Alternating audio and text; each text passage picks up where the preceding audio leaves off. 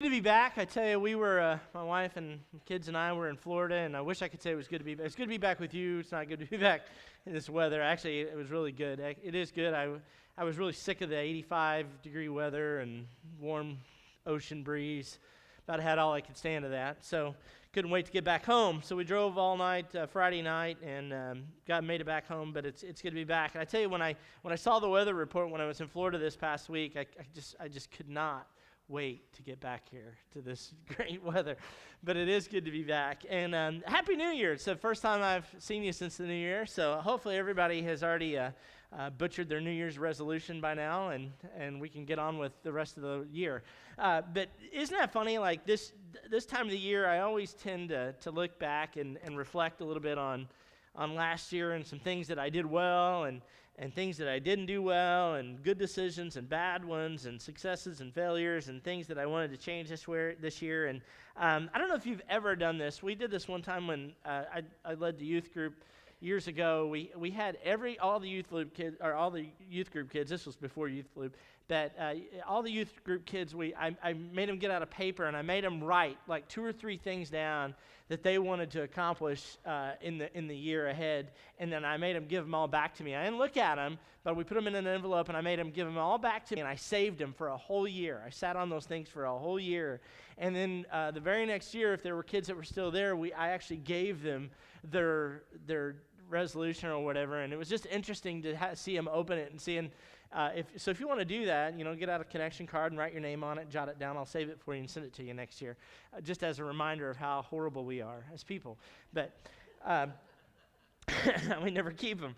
But I don't know. I think we would do that. But this week we had a great time, and my sermon this morning is entitled "Please Take One," and it was really inspired. I found real deep inspiration, not at the ocean or anything like that, but it was at the food court at the mall that inspired this message.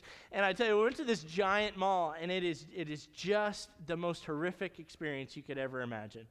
It is just a sea of humanity like you have never seen.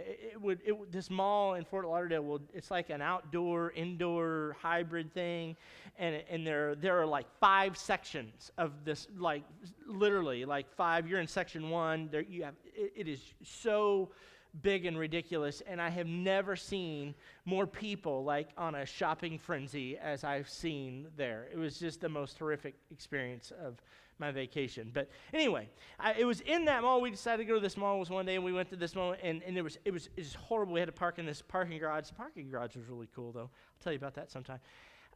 Actually told you where there were open spots. It was really neat. But anyway, things you find when you get outside of Salem, right? we don't have that stuff here in Salem. But really impressed I was most impressed by the parking garage. But had red and green lines, which didn't help me. I'm red-green colorblind, so I couldn't help it. It wasn't anyway. What was I talking about? So I was on this, and so at this mall they had these 5 sections, and each of the 5 sections had its own food court. Like there was it was a ginormous food court in each one of these sections of the mall. And every food court you went to, there were like people going, "Hey, over here, over here, over here," and they had these little samples on toothpicks. And so I don't know if it was the Mongolian beef that I sampled that inspired this message, but all this whole time everywhere. And so Alex and I, we really decided that we could actually hit every food court in each section and get a sample from every food. Like we didn't even have to buy dinner, but we did. You just walk around and eat, and so we just walked around going, "Oh, bourbon chicken, okay, oh, bourbon," yeah. It was like all around the food court. It was like the tour of food court. It was awesome. And so we ate all this stuff, and it was all these people. They were sticking these toothpicks of weird-looking meat in your face, and I want you to take one. And so this morning, I want you to think about that a little bit differently, and what that means in relation to the people around you. And I know that there's probably some guy in here going, "Ooh, I'll take her." But not that type of thing. It's a whole different deal that I want you to go down. And I want you to think for a minute about the people that you interact with on a daily basis. Like, think for a second the people that you run into every day of your life. It's people that you work with, people that you go to Walmart with. You see I don't know, maybe you go to Motomart every morning and you talk to the same person, or maybe you go to Casey's or you go eat breakfast somewhere every morning, and then you have your whole routine through your week. But think of the number of people that you interact with every day. Maybe it's people at school, maybe it's people wherever it is, that people that you work with on a daily basis. And then break that down to monthly. Think about the number of people in a month that you actually talk to or interact with. And how many people that is, and then you take that and you go into quarterly and annually, and then so it got me thinking along these lines of like, man, in a course of a lifetime, how many people do I actually interact with? I'm 47 years old. I know I look younger, but in 47 years, you can say it, it's okay. People tell me that all the time. But in the course of my lifetime, and in the course of your lifetime, how many people do you actually come in contact with? And I did some research, and there's some people that smarter than I have kind of estimated this and figured this. But it's estimated that each one of us will interact with, in a course of a lifetime, that each one of you will interact with between 80 and 100,000 people. Can you imagine? If you think about from the time that you're born until the time that you die, roughly speaking, you will have interactions with between 80,000 and 100,000 people. And that just blew my mind.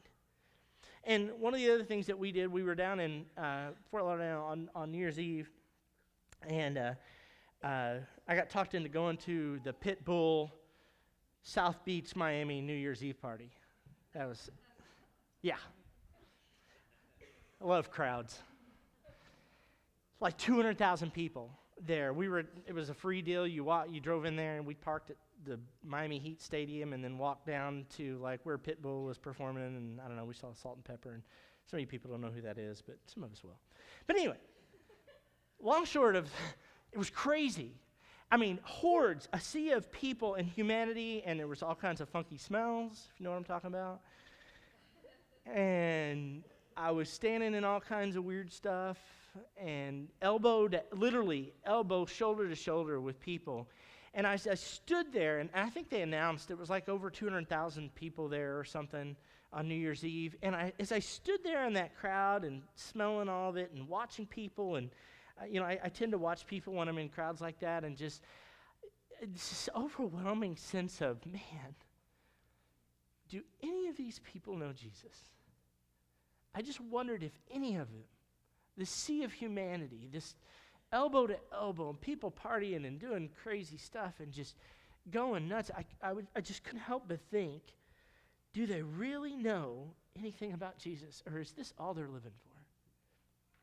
And I thought about that number, between 80,000 and 100,000 people that you and I will interact with in the course of our lifetime, and I couldn't help but think, what are we doing with those interactions? How many of those are we going to make count? How many of those interactions that we have with individuals and people that we rub elbows with and really live and work and breathe and talk to and interact with, how many of those interactions will really matter at all at the end of our life? How many of those people will look back and say, hey, because of that person and that interaction with that person, my life is different? Because of who they introduced me to, because they introduced me to Jesus, my life is different. And so I got to thinking about that, and this week, that's just where my head's been. And there was a scripture that I kept reading, and it was in Philippians chapter 2, verse 4. And it says this: don't look out only for your own interest, but take an interest in others too. Pretty simple scripture, really. Pretty simple. Don't look out only for your own interest, but take an interest in others too. So this year I want to be conscious, and as I'm thinking about this year, and I'm thinking about 2017 and 2016 and some things that I did well and things that I didn't do well, this year I want to be purposeful. I want to be conscious and purposeful on who I'm targeting to influence this year. What goals or resolutions did you have for yourself this year? Maybe some of you didn't make any, maybe you do, maybe you have. Hey, we always think about ourselves. We always think about, hey, I want to do this, I want to lose weight, I want to get bigger, I want to get stronger, I want to get richer, I want to get smart, whatever it is that you want to do this year. How many of you have made a goal for somebody else? Are you hoping that somebody around you makes some kind of different choices this year? Are there friends of yours that you think, man, I wish they would make some different choices. I wish they would get a handle on that one thing. Is there someone that you know that you would like to see come to know Christ this year? Maybe it's that person you think would never, ever darken the door of church. Maybe that's person that I want you to think, and I've asked you to do that before, but you think of that one person you think would never, ever, ever, ever, ever in a million years come to know Jesus. What are you doing to influence that person? Is there someone that you know is hurting that you would like to see get better? Is there someone that you know that, is there someone that you would like to know, that you would like to get to know better?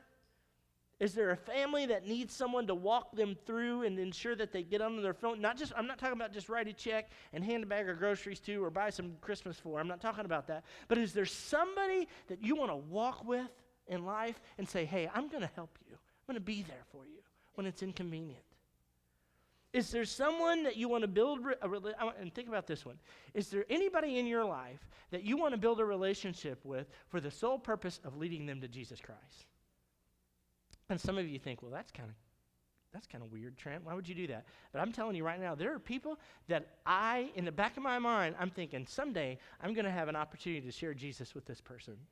But right now, what that looks like is I'm just getting to know them. I'm asking them to lunch. I'm doing stuff with them. I'm interacting with them. I'm asking them to go to a ball game. I'm asking them to go whatever. However I can get to know. Paul said, be all things to all people. So if there's a way that I can connect with somebody and in the back of my mind build a relationship and then have an opportunity, maybe 6 months, maybe 6 years, maybe 15 years, 20 years, maybe tomorrow, I'll have an opportunity to say, hey, do you know Jesus? And do you know what he can do in your life? How are you influencing? Maybe it's somebody that's not here. You know, it's funny. You know, we put in the bulletin over in the right hand, you can see our offering and stuff. We put that in the bulletin now. And we can also see, like, the attendance. And you can see the average attendance for our church. It's interesting to me that some Sundays we can have 900 people here, and some Sundays we'll have 300. And really, if you look at the fluctuation in our attendance from week to week here, it's about 100 people. On any given Sunday, we can fluctuate 150 people, easy, in our church. Are you personally responsible for anybody else that's not here this morning? What are we doing to follow up with those people? What are we doing to say, hey, well, I missed you. You were missed at church. The people that normally sit in your row or sit around you. One of the things that drives me, and I felt God laying this on my heart personally this year, but also for our church, is to take a personal responsibility for somebody this year. 1 Thessalonians says this, 3:12, and this is really my goal. And may the Lord make your love for one another and for all people grow and overflow, just as our love for you overflows. My goal for all of us here, all of us that got up here this morning and got dressed and came to church and sat in a pew this morning here at Salem Grace Church, my goal for all of us for this year, this is my goal for all of us, having a goal for other people, but my goal for us here this morning is that our love for the people around us, all 80,000 of them in a lifetime, our goal is that people around us, is that our love for people around us will overflow and we would have the courage to lead them to Jesus Christ. That's my goal for this church. And I can't help but question, what would happen if each one of us, and I've asked this before, and it's an easy question to ask, but what would happen if we took responsibility for one person? Every one of us. And I don't care if you're a new Christian. I don't care if you've been here 100 years. I don't care if you've ever even really made a decision. Not even about church. Don't even make it about church. Just be responsible for one other human being in your life other than yourself and your immediate family. What would happen? What does it require? What does it look like practically for us to do that? I want to talk about that for a second because and you ask the question, what are we responsible for, Trent? What am I signing up for? Here it is. Spiritual growth, physical needs, spiritual needs, and emotional needs. What would happen if we took responsibility? And I'm not talking about just saying, hey, I see a family in need. I'm going to buy some Christmas gifts and hand them a bag of groceries at Christmas, and then I'm good. Check the box. I'm done. I'm not talking about that kind of help. And that's great. It's great stuff. We have generous people that do that.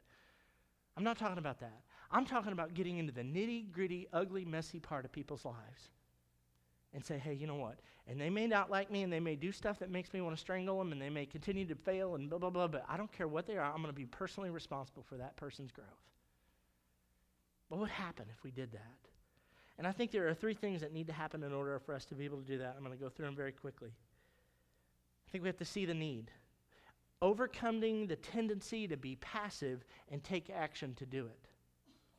We had a term in the banking that we take this test every year that would help us take, we had to take this test every year about money laundering and all the stuff, rules that apply to money laundering. And there was a term in that test that we have to take that we'd always refer to, and it's called willful blindness.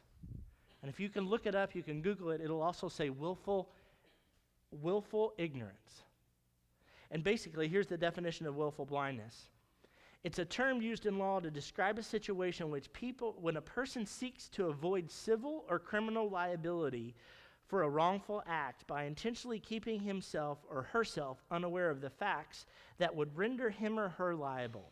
Let me give you an example. A number of cases in the United States of America where people are transporting packages of illegal drugs, and they have asserted that they have never asked what the contents of the packages were, so in essence, they are not guilty or liable of the crime.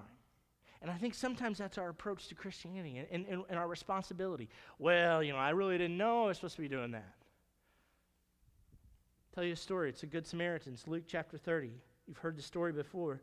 I'm going to read this real quick. It says, Jesus replied with a story.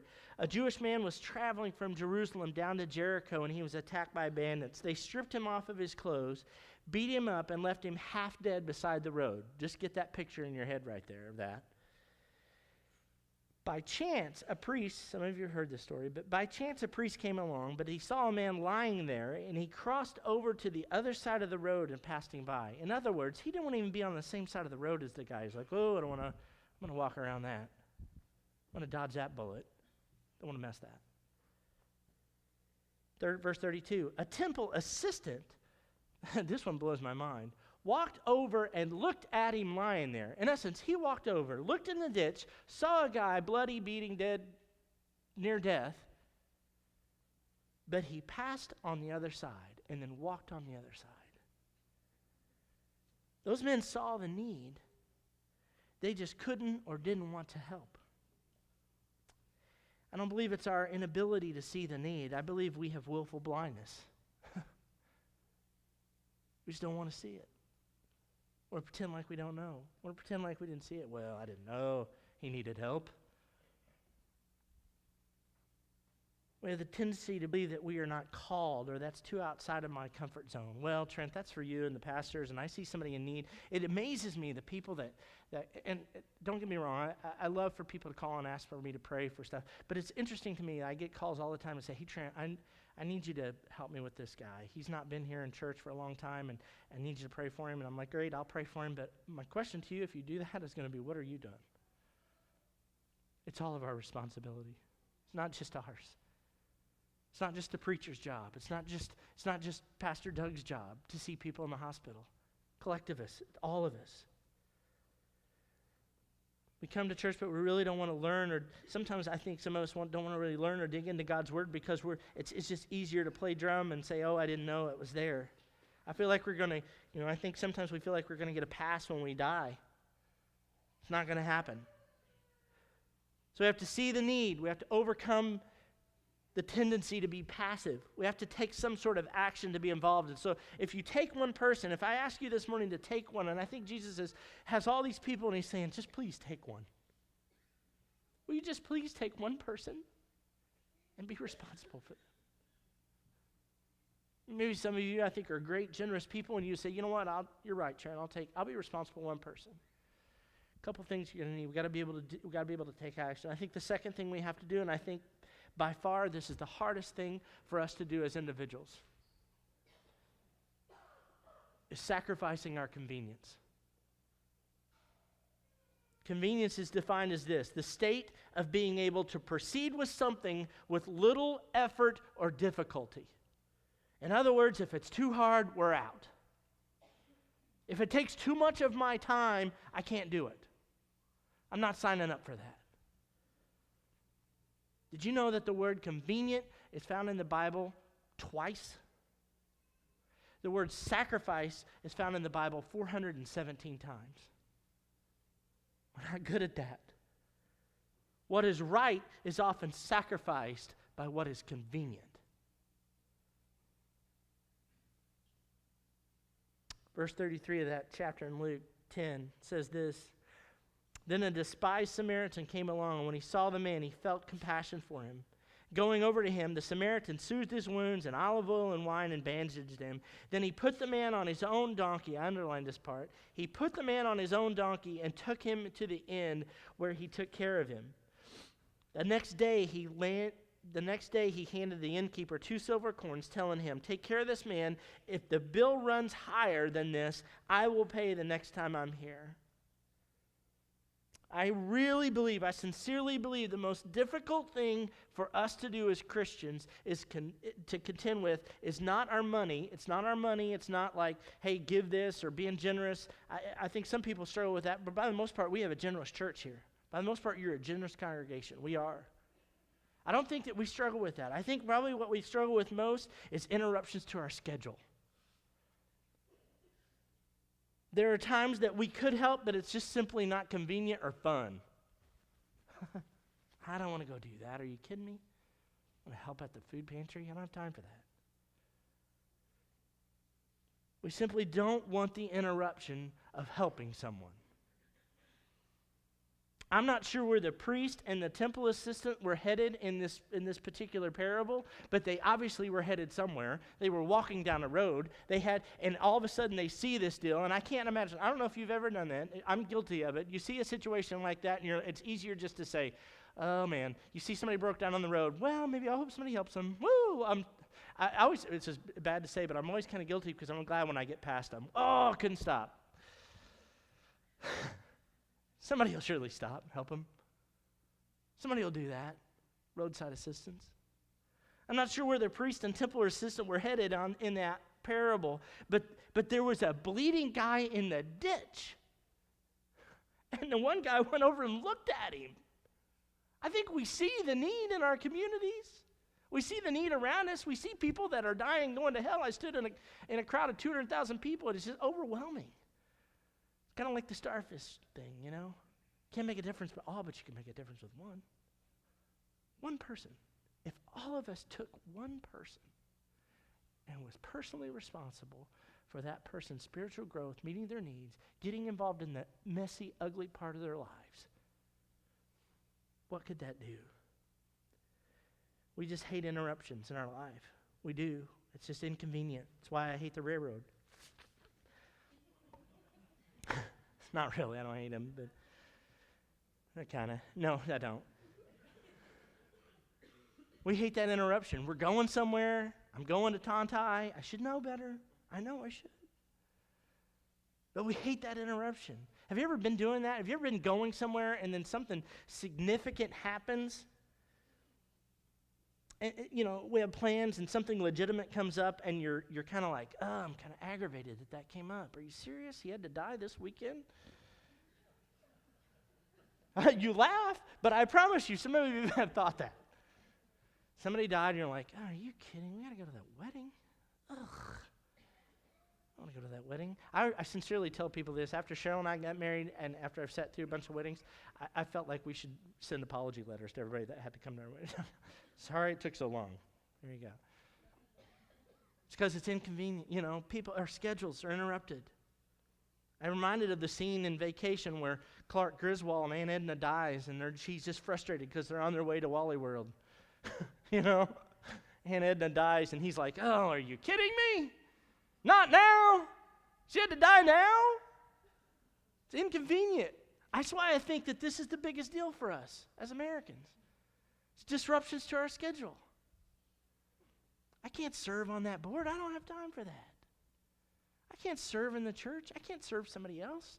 I can't volunteer to be there every Wednesday night at Youth Loop Because I promise you, when you get into January and February, some of my youth league volunteers know this, that when you get in January and February, you're like, oh, and it's 2 degrees outside, and you're like, Wednesday night, you've worked all day, and you want to go, man, I would just love to sit on the couch. We hate interruptions. I believe we're going through life, and we see things all the time, but we just don't want to take the time out of our schedule to do anything about it. Here's the thing. Convenience and selfishness joined together are a lifestyle that are direct enemies of the plan that God has for you in your life. The third thing, and I'll wrap it up. I want to ask you this question. Where in life do you take the easy, quick, or convenient way rather than do the right thing? And sometimes it's difficult, but we know in our hearts we should do the right thing, but we take the easy way out. Anybody ever done that in your life? I can remember growing up, do my math homework. Back in the day, Mom would send us back to the bedroom to do our math homework and flip open the book, and you weren't supposed to, and we had one calculator, and it was as big as that altar. It was in our house. You had to plug it in, and I would use that calculator, like over the shoulder. I would just bust that math out in no time with that calculator. Weren't supposed to use it. And as a result, I don't know my times tables. It's the 7s and the 8s always trip me up. Take the easy way out. You may ever look up the answers in the back of the book. Why'd they do that? Thank you, Alex. Yes, I see that hand. Yes, that's me. Take the easy way out. Here's the thing. James, here's the problem with doing that. And you think, well, what's the big deal about that, Trent? What's easy? If we are followers of Jesus Christ, then choosing between easy and right has serious implications. Choosing between what is easy and what is right can have serious implications. Here's why. James chapter 4, verse 17 says, so whoever knows the right thing to do and fails to do it, for him it is sin. Here's the thing. I'm going to ask the band to come up. It's easy to write a check. Sometimes it's easy, and I don't want to make those people that, listen, we have generous people. I'm thankful for people that are generous. I truly am. But sometimes it's just easier to write a check. You see somebody in need, and it's like, can I just write you a check, give you a bag of groceries, and send you on your way? It's easy to buy somebody a value meal. This week we were in Florida. We were coming out of Walmart, and we get hit up a lot. You get hit up down there a lot from people that are in need, and it's not unusual. But guy came. We go to Walmart, get a groceries and for the week, and we had this big cart full of groceries that we were walking to the Jeep and getting ready to put it in. And as we were putting our groceries and loading our groceries in the back of this Jeep, there's a guy that came up. His name was Terry. Nice dressed black guy. Came up to me, very well spoken. Said, and it was just interesting because I get hit up a lot. And honestly, if you're honest too, I promise you, I'm going to share something. I'm not proud of this, but sometimes when people hit me up like that on the street, my first inclination is to say no. My very first inclination is, this guy's hitting me up for money. I'm not going to, no, sorry, buddy, I don't have any, or can't help you. Whatever it is.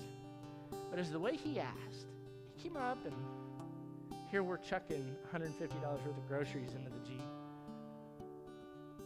And he came up and he just said, excuse me, I'm sorry to bother you. You think you could help me out with something to eat? And my first inclination was like, oh man, how do I get in the Jeep and get out of here? First inclination was to walk to the other side of the road. It's like, yeah, man, I can. Cheryl started getting groceries, and then I realized that we were right by a Burger King, and it's not a big deal, whatever. I'm not trying to make a big deal about what I do. So I went and bought him a value meal with an Oreo cheesecake because I like those. I handed him a value meal from Burger King. Shook his hand and asked him to tell me a little bit about his story, and asked if I could pray for him. And he let me. He told me a little bit of his story, and I prayed for him and gave him his Burger King value meal, and we went on to vacation. It's easy to give somebody a value meal. What I'd really like to have done is get to know Terry.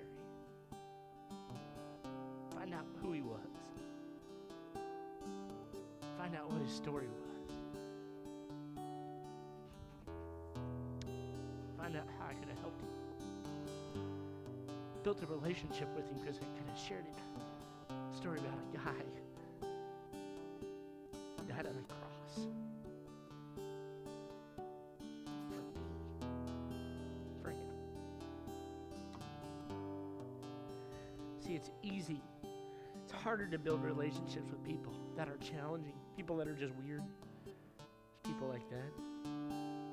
It's harder to share your faith. It's harder to devote your time and energy to something, to be there when you say you're going to be there, to be there when you don't feel like being there, to play tired with your kids. It's easy to spend time on the couch, just taking your son to look at cars. And we were in Florida, and Caden's 15. One of the things he wanted to do, like we kept asking him, we're in Florida, mind you. What do you want to do, son? I want to drive through car lots. I was like, seriously? You drove 996 miles in 15 hours and you want to drive through car lots? That's the ocean. You get that, right? I want to drive through car lots. Every day. Dad, you want to drive through car lots? No. Yeah, we're going to. Yeah. Tuesday night, we'd been to the beach, came back Tuesday night. I'd driven all the way home. I was exhausted. I was tired. Everybody else gets out of the Jeep, goes up to the room and stuff, and Caden's like, well, I guess I don't get to look at car lots, because he was leaving the next morning. We had to take him. He flew back on Wednesday. So I got back in the Jeep, and I was like, come on. And I was kind of frustrated about it. The more I thought about it, it's the time we invest with people. Sometimes you don't feel like it. We did it. Had a good time. We got some ice cream at Winn-Dixie, and it was good. Drove through car lots. It's easy to crash the recliner when the kids want you to play. So my question for you this morning really is simple. Not like some earth-shattering message here that you haven't heard before. My question for you this morning is simple. Who will you take this year? Who's your person? Jesus is standing there with a world full of people. And he's asking us, please, will you take one? Please. Take one person. And be responsible. Be committed. Don't let anything else distract you from that.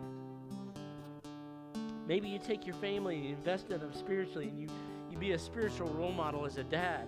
Or maybe you're a loving wife and you're going to devote yourself to that husband that doesn't know Jesus, and you're just going to love him, and you're going to pray for him, and you're going to do what you can.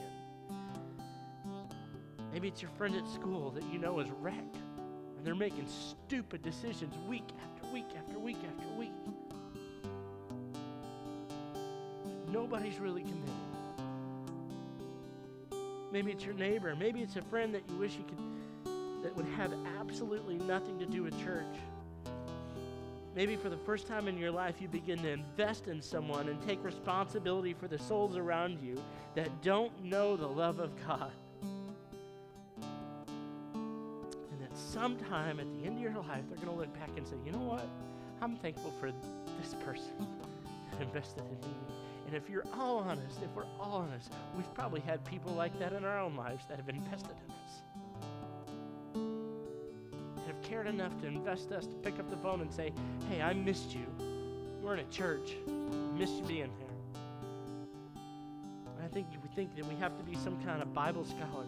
God will use you, and you will grow exponentially in your walk with Christ by pouring into the lives of others.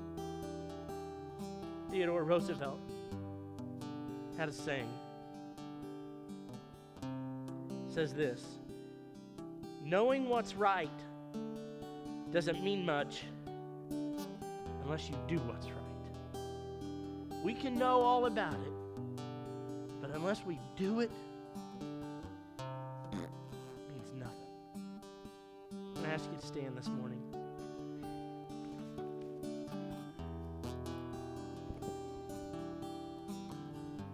I'll leave you with a scripture out of Galatians chapter 6, verse 9, and it says this. Let us not lose heart in doing good. Don't lose heart in doing good, people. For in due time we will reap if we do not grow weary. So my challenge for you, church, and Salem Grace this morning is not to make it about us. I think sometimes it's easy for us to focus internally on what's about us and find that person that you rub elbows with. Make a difference in one of the 80,000 people that you're going to interact with in your life. Make it count for something. Invest in people. Care for people. Hurt with people. Cry with people. Pray with people. Let me pray with you this morning. And Father, thank you so much for your love for us. Thank you for sending those people in our lives at some point in time in our lives that cared enough to invest in us, to tell us when we were doing wrong, to pray for us, to always be our friend, not to judge us, but just to be there. God, help us to be that kind of church outside of this place. When we leave here today, help us to be mindful. Help us to pray that you would lay somebody on our heart, that you would point out an individual to us, God, that you want us to minister to, and help us to be obedient and willing and able to accept that challenge. God, I pray for our church. I pray for this community. I pray for the people that aren't here this morning. Not that makes them sinners, God, but I just pray for the people that don't know you. I pray for Terry this morning in Fort Lauderdale. You be with him wherever he is. Lord, I just pray for the people that we interact with, that we rub elbows with, that we take for granted, those interactions, and help us to make them meaningful, Lord. Help us to do our part to impact upon them the love and the good news of Jesus Christ. Thank you for your love and your forgiveness for us. Go with us as we go. Help us to make 2017 great. In your precious holy name I pray. Amen. Thank you for being here.